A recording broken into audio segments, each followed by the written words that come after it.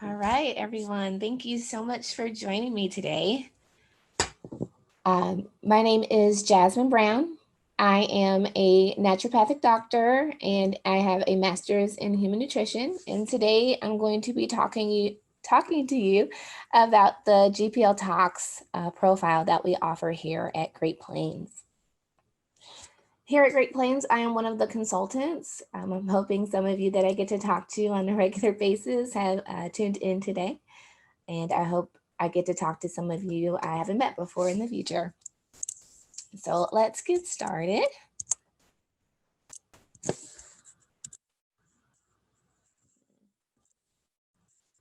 All right. So today, our objectives for this webinar, they include an overview of the GPL-TOX profile. We're also going to discuss the realities of our toxic world. Then I will give kind of an explanation of some of the common markers that I see on this profile every day, just being a consultant. And then I'll discuss why testing your environment is important and is an important piece of healing from chemical exposures. I'll then, towards the end of the presentation, discuss some environmental testing options that you can consider. And we're going to focus in on air quality testing and water testing. Okay. All right, so let's hop right in. So the GPL-TOX profile, this is a urine test. So very easy, simple collection for adults and children. And this profile is a non-metal chemical profile. So there's no heavy metals here. We're just looking at chemicals. And we're testing over 100 common toxins. Altogether, it's about 170, give or take, toxins that we are assessing for. We are using a very specific and sensitive technology to test for these toxins known as tandem mass spectrometry, or MS. And we use this particular technology because traditional mass spec can miss these very small chemical markers that we are testing for. So in order to give you all the most specific and sensitive testing mechanism, we decided to use this technology.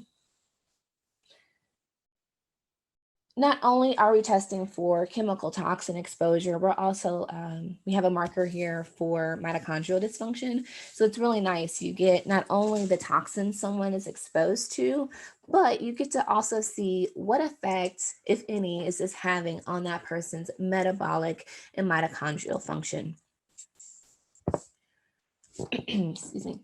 Something I'd like to mention about this test and these chemicals that we're testing for are that they're very short-lived in our body. Their half-lives are on the shorter end, meaning the time it takes for half of the chemical that we've been exposed to leave our body only ranges from about 10 to 12 hours to a few days. So these are very recent exposures that we are testing for and not necessarily a past exposure. Okay. The good news there is everyday life, living life, driving to work and home, going to school, going to the grocery store, those toxins that you get exposed to, you're actually going to process pretty quickly. So that's the good news. The more unfortunate news about this is that when we have typically a hidden long-term exposure, that leads to fat storage. And that's when we start to see elevations in the GPL-TOX profile. Okay.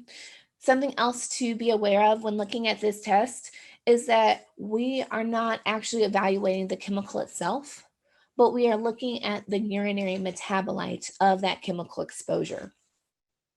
So after we are exposed to these chemicals, either through ingestion, inhalation, dermal exposure, our body processes it through the liver, and it will go through phase 1 and phase 2 detoxification. The liver will then take it and turn it into this water-soluble metabolite that we can then excrete in our urine. So that is what we're actually testing for, to see how much of this metabolite is the body producing based on this chemical exposure. Now, anything below the 95th percentile, and I'll show you on the next slide what the test looks like, but anything below the 95th is actually considered an expected exposure.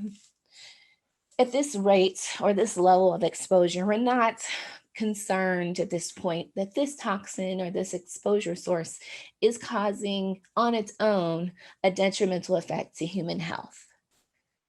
Now, sometimes we'll see people that have a few of these that are below the 95th that are creeping up high, plus a few others that are above the 95th. In this case, we would be more concerned that these are having a contributing factor rather than being causative on their own. Okay. Now, anything above the 95th, this is an unexpected exposure source, something that should be investigated and removed.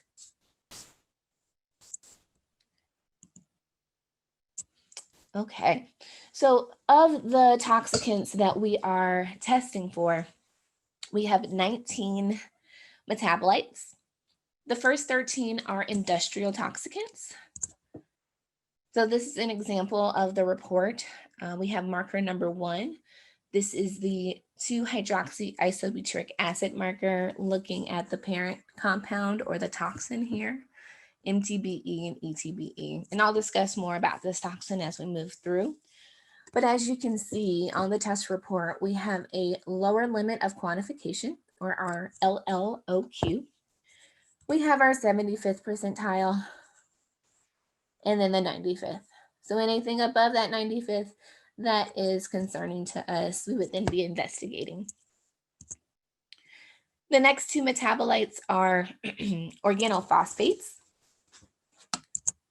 And what's really cool about these is that it's not just one organophosphate that becomes this metabolite, but there are a variety. So at the end of the report, you'll actually get this page that I have here that lists the specific organophosphates that you might be looking for on your investigation for that particular toxicant. Okay, so it's really nice to have those specific names.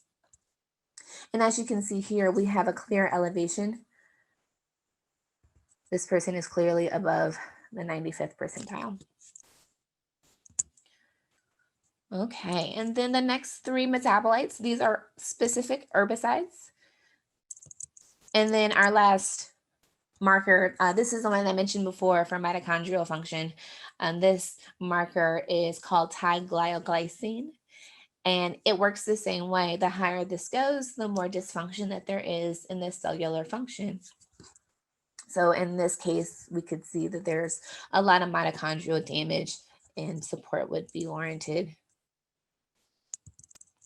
So that's kind of an example of the GPL-TOX, kind of what you'll see when you get your results back and what you're looking for, what's normal, what would be abnormal. Okay, so now that we know what this test is looking at, let's kind of discuss, the realities of the world that we live in. In recent years, we've done so much as a human race. We've increased our technology, our manufacturing, our agriculture, and have progressed ourselves to a place of simplicity, which is really nice. It's made life pretty convenient to live. But with that, we have increased the amount of chemicals that we're being exposed to on a daily basis. There's increased use of pesticides and increased ubiquity of heavy metals in our everyday world, even for people who aren't working in these industries. Because of this, we now have what I like to call a compounding effect, which is the already present natural toxicants that were here on this earth before we were, plus now being compounded by the man-made toxicants that we've created. Okay, so these new toxins that we've created have now compounded the function or the ability of our body to detoxify. And when these toxicants continue to compound, we get into a place where we have a metabolic mismatch. So stressors, including physical, biologic, chemical, and even emotional stressors, when they outweigh our body's ability to maintain balance or homeostasis, we begin to go into what's called the cell danger response, or CDR. And this is basically when our body kicks into overdrive, trying to keep us at this state of homeostasis, but usually being unable to do it because of these stressors. What happens here is our functional capacity causes a cascade of changes. There's an increase in change in electron flow. There's an increased oxygen consumption. Our bioenergetics are off. Our vitamin and mineral need are increased. We often have changes in our membrane fluidity, so the movement of nutrients in and out has changed, and sometimes allowed for the movement of particles that shouldn't be in or leaving our cells. So these changes are normally used to help to remove that physical, biologic, or chemical stressor. But when we've outweighed that and we stay in this cycle for a prolonged amount of time, this leads to what a lot of us are seeing in our practices as chronic disease states. Okay, and the longer that we allow these stressors to stay on our body, the worse and worse we see that our patients are getting. So that's kind of where we are, and that's why this GPL-TOX test is so beneficial, because oftentimes these chemicals we don't even realize we're being affected by. So that's the one stressor that you can kind of peel back the layer of to help bring the body back into homeostasis. All right, so now that we understand kind of the world that we live in, I'm going to discuss with you some common markers on this profile. Again, my role here at Great Plains is to discuss and interpret test results for doctors and patients alike. So I get to see a lot of these tests on a daily basis. Pretty much almost every call that I'm doing, I get to see a tox. So I get a lot of experience. And today, the chemicals I'm going to discuss with you are just a representation of what I commonly see. Now, there are 3 other very wonderful consultants that also look at this test. So they, definitely have different opinions on what they see commonly. But these are some of the ones that pretty much every day are popping up. And then as we discuss these toxins, I'll talk to you about where they are being used commonly and how you may be exposed. Also, where I can, I'll discuss some simple ways that we can just reduce our overall exposure.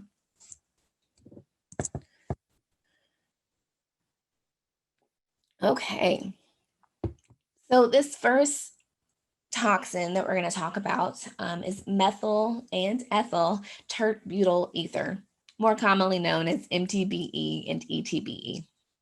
So this is the actual toxin. And the urinary metabolites that we're measuring is 2-hydroxyisobutyric acid, or 2-HIB. Now, something important to know about this particular metabolite is that it's not just a urinary excretionary metabolite for these chemicals, but we were actually designed to use this as a metabolite to help us process and use fatty acids and amino acids. Okay, and what happens is after our body goes through beta oxidation, we produce a ketone called 3-hydroxybutyric acid, and that then gets converted to this 2-HIB by a cobalamin or B12 dependent CoA carbonyl mutase. This is important to remember because oftentimes you'll see this trend around the 75th percentile, and that's perfectly normal. That's their body doing its own biochemical processes. You'll see this higher in those that follow a low carb or ketogenic diet because they're producing more ketones. And sometimes we'll also see this very elevated in any fatty acid oxidation disorders. You would also see, if you do this with an oat, very high ketones. Okay, so just something to keep in mind when you're looking at this marker. Now, these particular toxins used to be used as gasoline additives when we found out that lead was actually toxic and shouldn't be used in gasoline. It had to be replaced. So these were the replacements. And they were used because they increased the octane and oxygen in the gasoline. Once they were found to be toxic as well, especially the MTBE, it was phased out of commercial use in about the early 2000s. Now, there are some reports that ETBE is still possibly used. Okay. With that being said, if you are living near a gas station or an airport or a busy highway, or this is a, if you run in the city around a lot of traffic, you could be getting exposed to this ETBE. So these are different things to think about when you're looking at this particular marker. But most commonly, this is coming from contaminated groundwater due to gasoline leaks. And this can be city and or well water. The toxic effects of this particular chemical include acutely headaches, dizziness, nausea, shortness of breath, and irritation of our saliva excretion. We also see chronic effects such as hepato or liver toxicity, nephro or kidney toxicity. It's a CNS toxin, and it's also carcinogenic. This is a toxin that I see often in children on the autistic spectrum. So, this just might be part of your screening test if you're seeing children who fit this diagnosis. This one can be fairly simple to address once it's found. Okay. So the next toxin that I see often is styrene. And this one, I think everyone gets exposed to very regularly, whether we try to or not. Its urinary metabolites that we measure is called phenylglyoxylic acid, or PGO. There is also another metabolite that this can be processed into, known as mandelic acid. And this is actually found on the organic acid test. So if you're doing those together, be sure to keep your eye out for that particular marker as well. Now, styrene has some other names. So if you're looking in your products to see if there is any of this chemical, also look for vinyl benzene, ethylene benzene, cinnamine, and also phenylethylene. Styrene is commonly used in the manufacturing of plastics.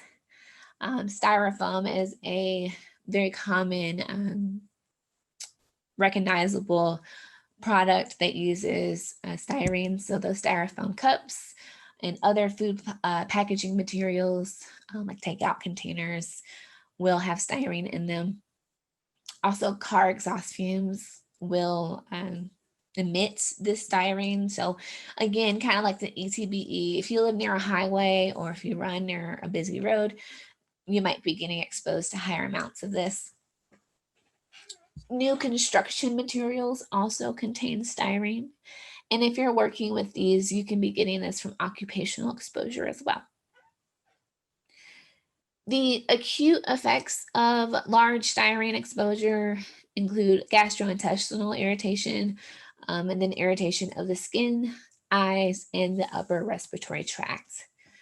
Chronic exposure, we're going to see some effects on the central nervous system, including but not limited to depression, headache, fatigue, weakness, and there have been reports of effects on the kidney function. some simple ways that we can just reduce our exposure in everyday life. Switching our cookware and storageware to glass from plastic, avoiding those plastic water bottles. Also, not heating our food. If we absolutely have to use plastic or styrofoam, avoid using hot drinks or foods in those, because the heat actually allows for this chemical to leach from those materials and into our foods. So you're actually going to get more.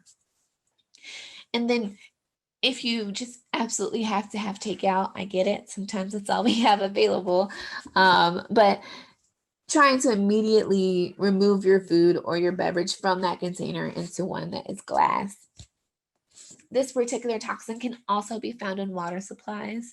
So if you're seeing it at very high levels, be sure that you're assessing the water. Okay, so our next toxin is perchlorate. This one, I see high normal a lot and elevated. But this one's a little different than the others that we've discussed so far because it actually doesn't, it's not changed in the body. Meaning it goes in as perchlorate and it comes out as perchlorate. Okay, so when you see the test, you'll see that it just says perc.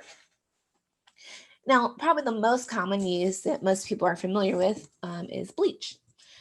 So if you're bleaching your white clothes or using bleach as one of your cleaning chemicals, you're going to be getting exposed to a lot of this perchlorate chemical. It's also been found to contaminate water supplies. It's used in fertilizers, both ones that you would use, just on your own lawn and those that might be used by larger companies. It's also a part of rocket fuel and missiles, and it's used in explosives and fireworks. And actually, the fireworks is interesting because I can remember last year looking at this test, and actually around this time of year, the 4th of July, I saw a lot of perchlorate that was elevated, and we had a hard time trying to pinpoint where people were getting it from. And it was all the 4th of July celebrations. And even though you might not be the person who is doing all the fireworks, that smoke, those chemicals are in the air. And as much as we would like to think that our homes are vacuums, they're not. So you are going to be getting exposed. So if you do see higher levels of perchlorate around that time of year, don't discount that just celebratory firework displays as being part of that exposure source. We'll also see this occupationally in our landscapers, dry cleaners, and laundromat owners, construction industries, and of course, rocket scientists. Please be aware that food as well that's grown in contaminated water can have perchlorate. Also, animal products grown from animals, produced from animals that were grown drinking contaminated water can have perchlorate. The most common sources are dark leafy green veggies, milk products, fruits, and some eggs. So just to be aware. Now, the toxic effects of perchlorate, acutely, if you're sensitive, you have sensitive skin, you can see irritation dermally, but more of the toxic effects are chronic. And the most common is that this is a thyroid disruptor. So it has the potential to cause hypothyroid symptoms. And there's also studies that have shown a positive effect on thyroid stimulating hormone levels in perchlorate exposure and decreased levels of active thyroid hormone or T4. And this was actually done in pregnant women. So if you are pregnant, please have someone else do your white clothes using that bleach. So some simple steps that you can do to reduce or limit your exposure.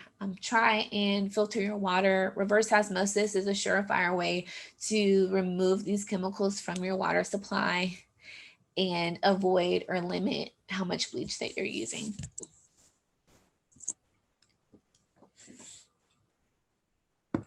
Okay, so this toxin, diphenyl phosphate, this one, again, kind of like perchlorate, comes out unchanged. So it goes in as diphenyl phosphate, comes out as diphenyl phosphate. And this is an organophosphate flame retardant. It's also a metabolite of another chemical called triphenyl phosphate.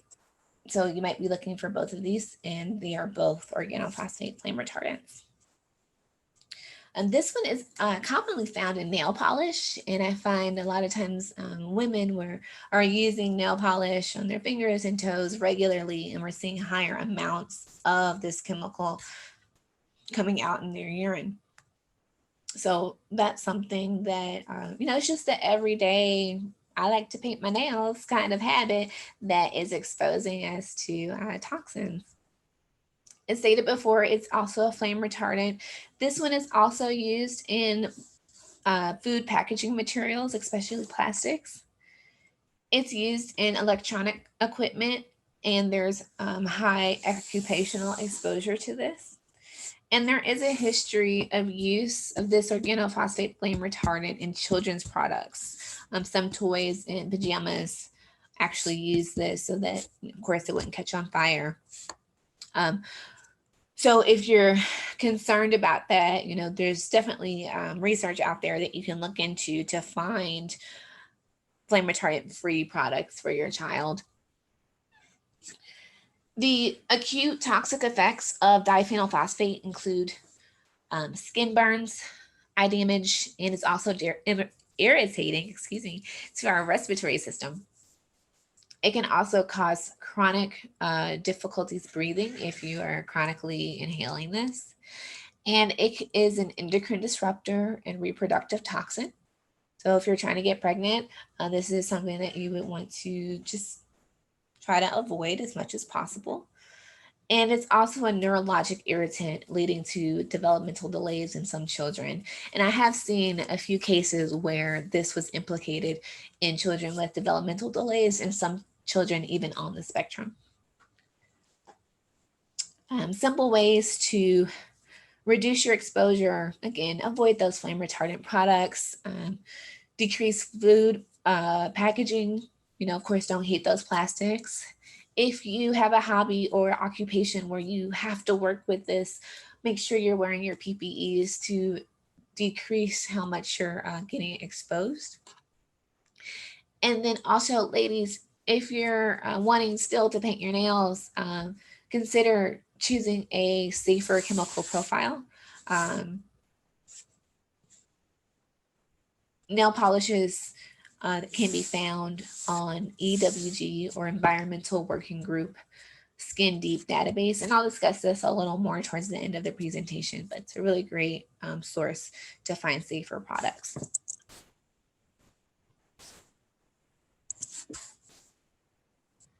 Okay, so this next toxin, I'll be honest, this one sometimes is hard to pinpoint. 1-bromo propane I see fairly often, and I often find myself in the practitioner trying to play detective to determine where this person may be getting exposed. Its urinary metabolites is N-acetylpropylcysteine, or NAPR, and this is an organic solvent.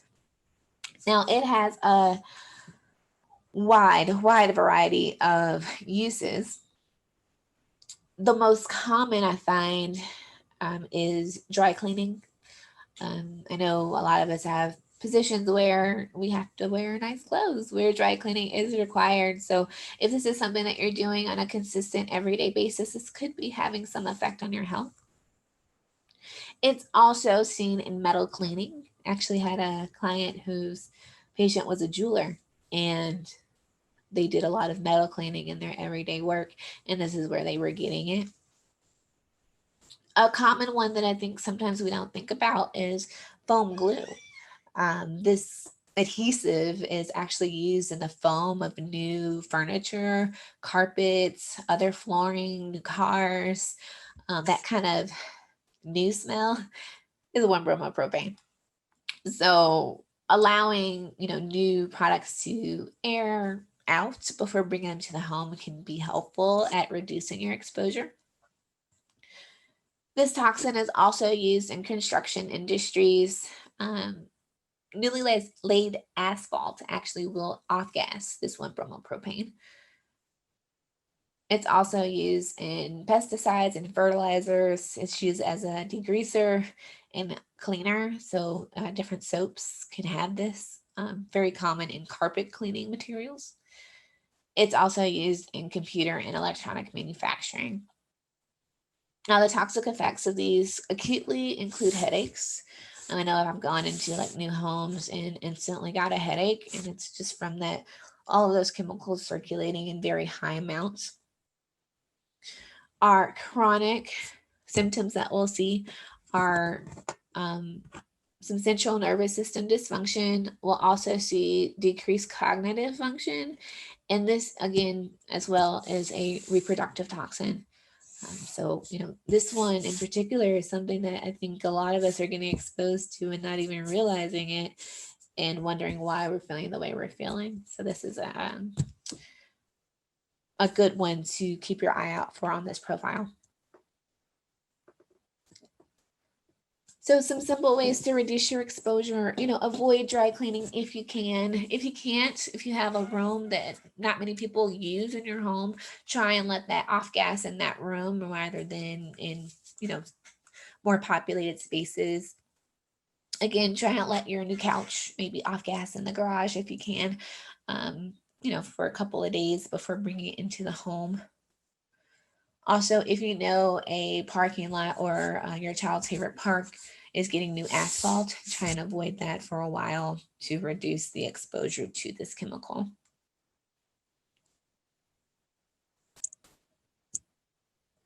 Okay, so this next toxin is called propylene oxide. And its urinary metabolite that we're measuring is N-acetyl 2-hydroxypropylcysteine, or NAHP. Now, propylene oxide is an interesting one because just like 1-bromopropane, it's used in a wide variety of different industries. So there's a lot of ways that we can get exposed. Most commonly, though, I'm seeing it in the consumption of non-organic almonds and other nuts. So oftentimes we'll see our children, especially that are on the spectrum, doing a gluten, casein-free diet. They're doing a lot more nut-based products. But if these products aren't organic, we may be increasing their exposure to this propylene oxide. It's used as a pesticide, herbicide, miticide, and fungicide. And also it's a food additive due to its preservative effects. So reducing our processed food consumption as well will reduce our exposure. This chemical is also a fumigant. It is used in plastics manufacturing. I feel like all of these are used in plastics. It's also an oil demulsifier / detergent. It's a lubricant, surfactant. It's used in textiles, polyurethane foam, flooring, athletic fields, paint, adhesives, furniture, insulation. It's also used as an aircraft deicer. This one can also contaminate water supply. Pretty much all of these could be circulating in the water that you're drinking or bathing in. And some other derivatives that you may keep your eye out for in certain populations include polyether polyols and propylene glycols.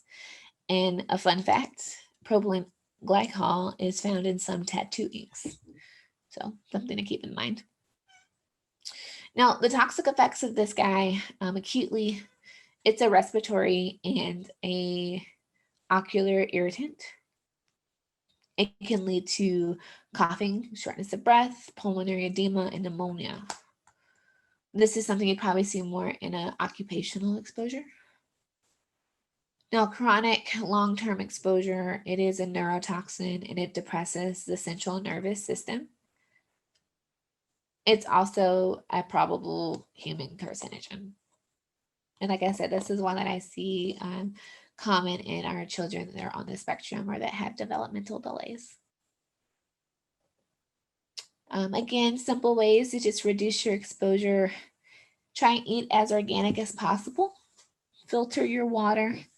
And then, kind of like the 1-bromo propane, try and allow those new products to off gas before entering your home.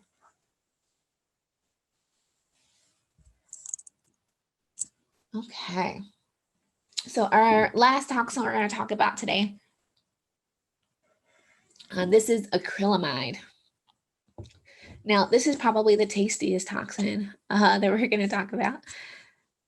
It's urinary metabolite that we're measuring is N-acetyl S2-carbamoyl ethyl cysteine, or NAE. Acrylamide is a chemical that can be used as acrylamide. It can also be polymerized to form polyacrylamide. Some other names that you might see, and this is for your benefit as you're looking at various products that you might use. These are words you want to kind of look for to make sure aren't in your product, but they are polyacrylate, polyquaternium, and acrylate. Now, this is probably the most common toxin I see. Sometimes in even the cleanest person, the person who lives the cleanest life, I'll still see some acrylamide. And this toxin is formed when we are cooking foods at high heat. So foods including proteins, starchy veggies, non-starchy veggies, they have amino acids in them that get transformed into acrylamide when at this high heat. Most common foods, that we can think of are, of course, going to be our processed foods, our fried foods, potato chips, French fries, all the tasty things. We'll also see this in roasted nuts and vegetables. So, I know a lot of us tell our clients, hey, if you don't like steamed broccoli or steamed Brussels sprouts, roast them in the oven.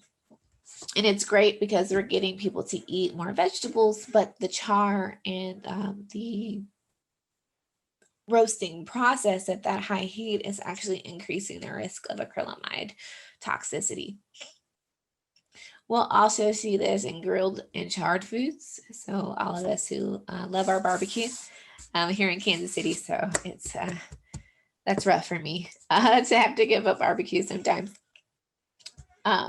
So, the good thing about life and these chemicals is that as long as we're limiting our exposure, we can reduce some of the long-term effects of these toxins. So, I try to encourage people not to completely, avoid their favorite foods, but limiting them and not having them every day. This acrylamide toxin will also find in plastic food packaging materials, like pretty much every other toxin we've talked about. It's also used in the treatment of water and sewage. It's actually what's called a flocculant, and it's used for the clarification of water so that it's potable or able to be consumed.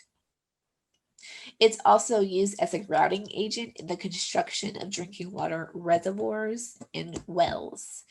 So it's very highly likely that this is getting into some well water sources. Due to its stabilizing effect, its binding effect, the fact that it's a lubricant and its foaming properties, it's actually used in a lot of cosmetics. So think about dyes, permanent press fabrics, and also contact lenses. It's been found in those products. Acrylamide is also used in ore processing and paper making. So if you work in these industries, you're more than likely going to have a higher exposure rate here. And we often see this as well off gas from cigarette smoke. Okay.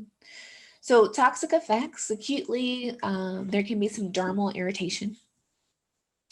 Chronically, we'll see nervous system effects, including muscle weakness, numbness in the hands and feet, sweating, and unsteadiness. This is another reproductive toxin.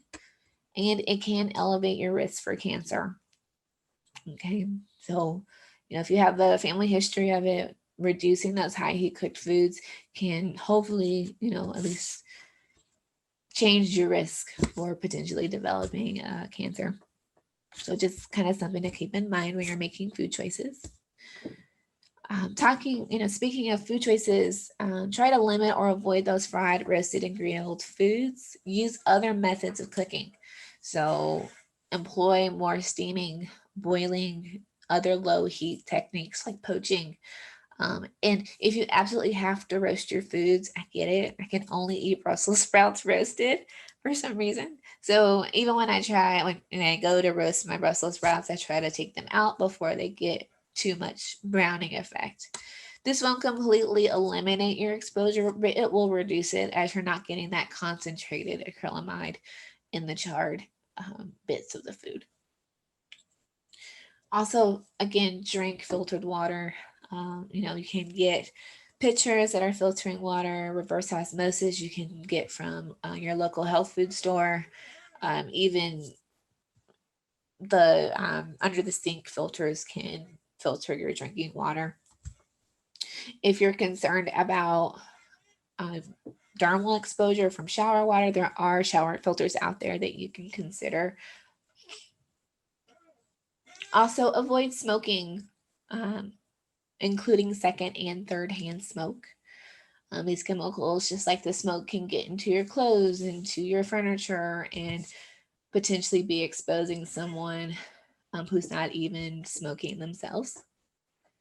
And again, avoid plastic food packaging and avoid heating it.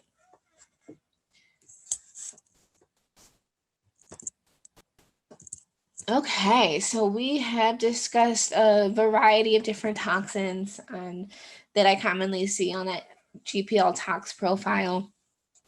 So I hope this gives you a little more understanding of how these toxins are part of our everyday life, unfortunately, and finding them and understanding how they affect us can be beneficial to helping our clients find health. Now, I'm going to discuss with you the importance of testing the environment, especially when we're seeing elevations that are going, 3 and 4 and 5 times the upper limit of normal. We need to identify where the source of exposure is. As you can see in this graphic, we have a very sick building, and this gentleman that came out of the building, he's sick as well. This is a nice representation of sick building syndrome. We have to heal the building before we can heal ourselves. Okay. So by identifying the source of exposure, this really gives us a idea of, do we need to clean the environment? Can we actually clean the environment? In some cases, there's the environment so far gone that it would be just better to move. In other cases, it's just, my couch is off-gassing, so we can allow that to off-gas and then be done with our exposure. But without testing, we don't really know what we're dealing with. We also are better able to stop the exposure source and reduce our body burden. So the more you reduce that body burden, the more you're reducing that cell danger response, the closer you're going to get to healing. This phase of testing both your body with the GPL-TOX and the environment, I like to call phase 0 of detoxification. If you'd like to kind of get more information, there is a blog on our Great Plans website that discusses the phases of detox. But phase 0 would actually go here before phase 1. And that's where we're identifying, cleaning the source of exposure so that our body can better do phase 1 and phase 2. Okay.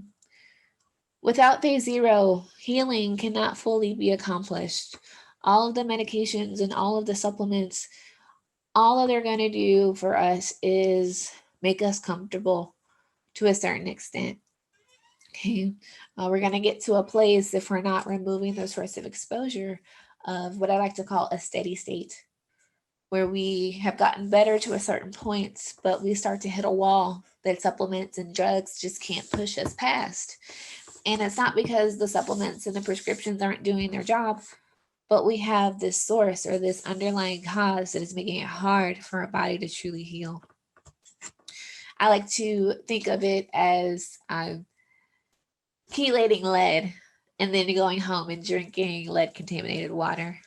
You can only get rid of so much toxin if you're still adding more load onto the body. Okay. Now, in this state, if you're unable or not actually testing the environment, detoxification would need to be supported long term. The body wouldn't ever truly be able to get rid of all of the toxin. But after removal of the source and continuance with your protocol for detox, the body will eventually get back into a place of homeostasis, or it can now do the detox without any added support.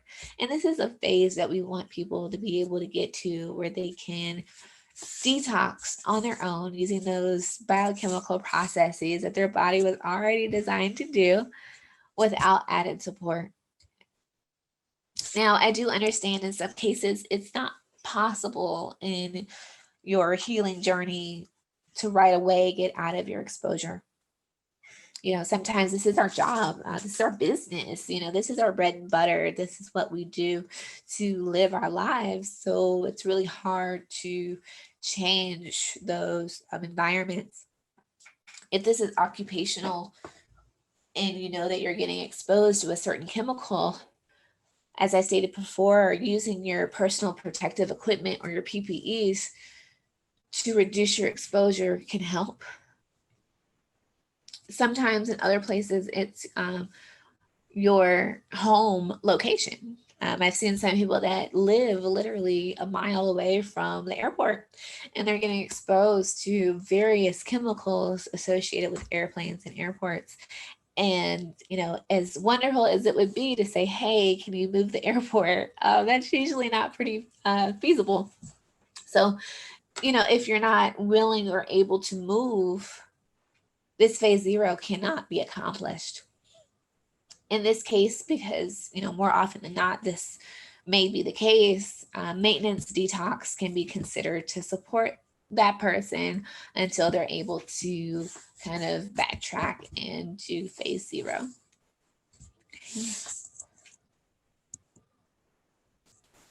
Now, the first type of testing I'm going to discuss with you today is air quality testing.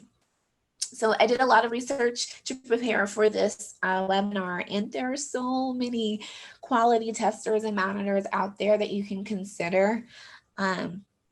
Most of them are looking at those volatile organic compounds, or VOCs. There are plenty of air quality testing companies that you can actually call to come out to your business or your home to test your air quality and measure those VOCs. One option that you can consider is Design Well Studios. This company identifies about 500 plus chemicals in indoor air. If you're in the Portland area, they will come out to your space and do the testing. If not, no worries. They have a DIY test kit through Well Build Lab that you can purchase and do yourself, and then they'll actually do an online consultation with you. So you won't ever feel alone during the process. Another option I came across is Home Air Check. They also test for VOCs, and they have a machine that you can rent to test your home or commercial air. And their website is there, homeaircheck.com. And then this last option, this isn't actually a tester, it's more of a monitor. So this might be more of a long-term solution if you find that, you know, there's something in your home that has propensity for off-gassing a particular chemical under certain circumstances. This Yoo-Hoo air quality monitor will actually alert you to, hey, your total VOCs have increased. And they have an app. They connect with the smart home devices. And it's just a monitor that sits in your space, and it looks at temperature, humidity, dust levels, viruses, air pressure, total VOCs, ozone, carbon monoxide, and carbon dioxide. So it's a really nice just monitor for your home, for you and your family, to be sure that the air that you're breathing is quality and it's going to support health. It also has a cool feature because it'll actually alert you like, hey, this is happening. And here are some adjustments that can be made to bring this um, parameter back into a healthy range. So those are some options for you for air testing companies. And then we have water testing options. Now this first option is through the Environmental Working Group. This is called TAP Score. You can just go to their website and search for TAP Score. And this one's awesome because I like to consider it a first line option because it's complimentary, which is always nice.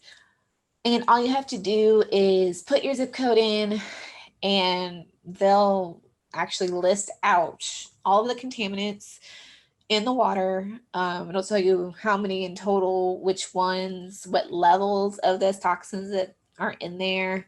EWG has its own standard that it's developed, and you can find more info on their website.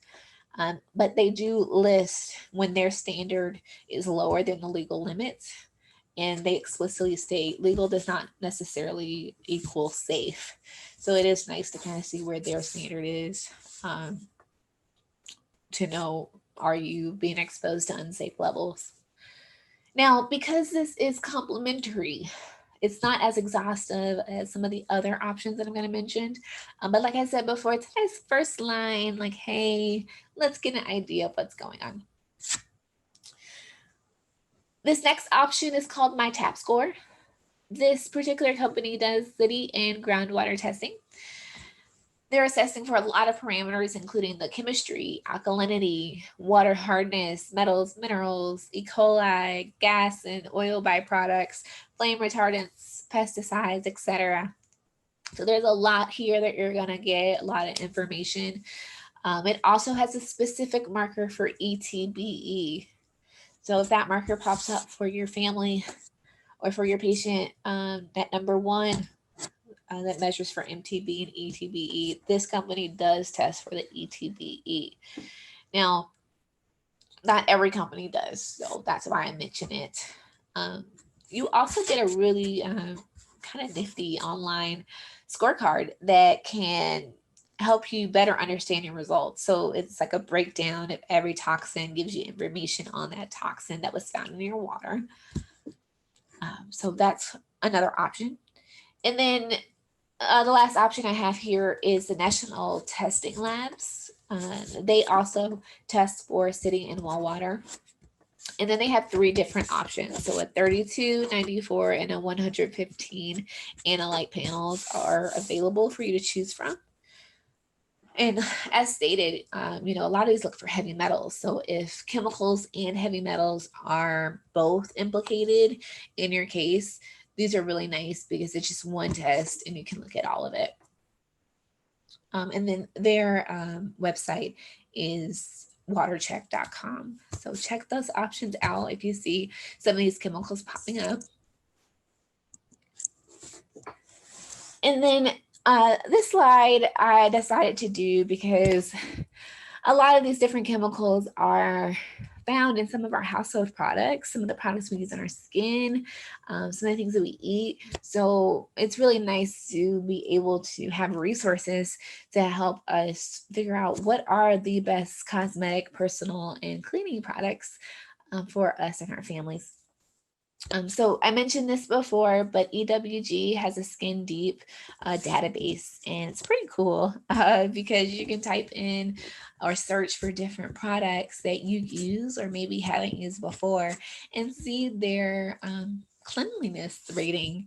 And it does have some popular brands on there and some ones that maybe you've never heard of, and can be a great place to start when deciding on what products you want to use on your body. So again, I know I mentioned with the nail polish, there are a lot of good brands on there for anyone who is curious. And then, of course, EWG has the Clean 15 and the Dirty Dozen. Right now on the Clean 15 list, avocados, pineapples, onions, asparagus, broccoli, and honeydew. So those are a few of the ones that are okay to get or non-organic if need be. On the Dirty Dozen, we still have strawberries, spinach, other leafy greens, apples, peaches, peppers, and tomatoes.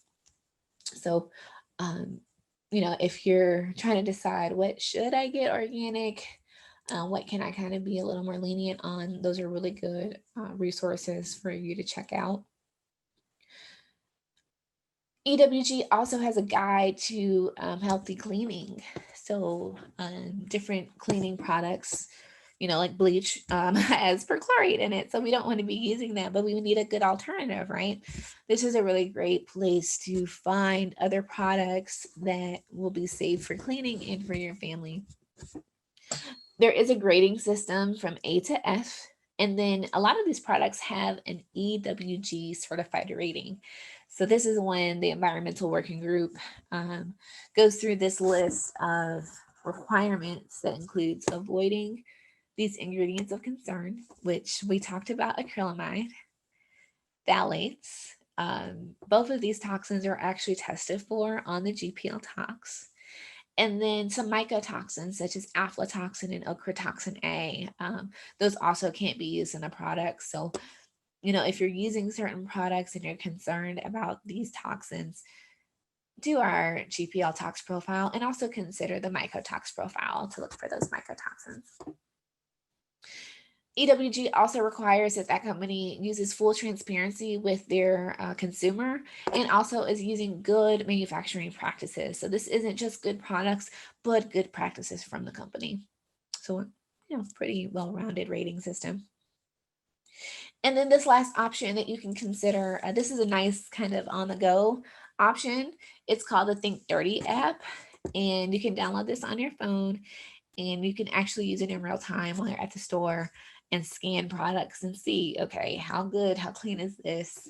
And if you're finding that maybe a product you typically use isn't very clean, it'll also give you other options that you can consider purchasing instead. Okay. All right, so that was a lot that we talked about today. The GPL-TOX is a great test. It really helps us to understand our world, our lifestyles, how we're living, and how that's affecting our health, either in a good way or in a bad way. Sometimes also when we believe that we're living as clean as possible and we see these toxins, we can see that maybe we're doing things that maybe aren't so clean, or we are living very clean, but we have a hidden exposure. So everyone will benefit from this test. Many of these toxins, as you can see, are found in our everyday life, things that we do just to live and to move forward can expose us to more and more toxins. We also talked about how testing your environment is key to restoring health. So this is definitely something to keep in mind as we're trying to heal from these chemicals that we're seeing. And the great news is that there are various testing options. There's not just one or none. There are lots of different options you can consider, and lots of resources for healthy, cleaner living as you are detoxifying from what you see on the profile. So you all, I want to say thank you so much for taking the time to join me today and listening to me. I really do appreciate that. I'm going to share with you my references here.